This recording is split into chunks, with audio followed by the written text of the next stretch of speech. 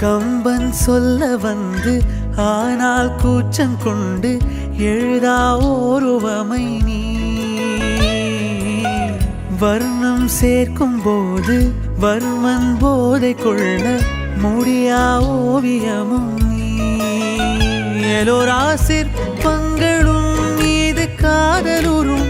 அட ஒரிஜினல் பாட்டு மாதிரியே இதுவும் சூப்பரா இருக்கே, என்ன எக்ஸ்பிரஷனு என்ன ஃபீலிங்கு அப்படின்னு சொல்லிட்டு இந்த வீடியோ இப்போ நிறைய பேருக்கு ரொம்ப பிடிச்சிருக்கு.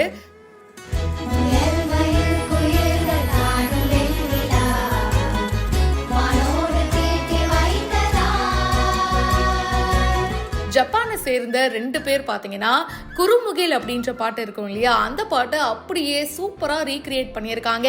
சீதாராமம் படம் பல பேருக்கு ரொம்ப ஃபேவரட்டுங்க. அதுவும் அந்த குறுமுகில் பாட்டு இருக்கு பாருங்க, வாட் அ சாங் அப்படின்னு சொல்லி நிறைய பேருடைய பிளேலிஸ்ட்ல இருக்கு. அண்ட் அப்படி இருக்கும்போது அந்த பாட்டை இவங்க அழகாக ரீக்ரியேட் பண்ணியிருக்காங்க. மிருனால் தாக்கூர் அப்படியே சாரி கட்டிட்டு கியூட்டா நடந்துட்டு வரும்போது பின்னாடி நம்ம துல்கர் சல்மான் செமையான எக்ஸ்பிரஷனு டான்ஸ் மூமெண்ட்ஸ்லாம் கொடுப்பாரு.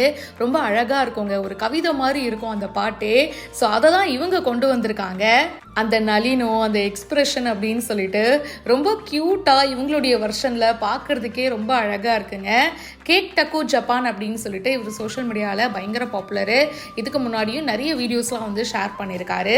நம்ம தமிழ் மூவிஸு ஹிந்தி மூவிஸு அப்படின்னு சொல்லிட்டு ஒரு சீனை ரீக்ரியேட் பண்றது பாட்டை ரீக்ரியேட் பண்றது அப்படின்னு ரொம்ப அழகா பர்ஃபெக்டா பண்ணுவாரு. அந்த வரிசையில இந்த வீடியோவும் நிறைய பேருக்கு ரொம்ப பிடிச்சிருக்கு. இவங்களோட கெமிஸ்ட்ரி முக்கியமா இந்த பாட்டுல அவ்வளோ கியூட்டா இருக்குங்க பார்க்கறதுக்கே.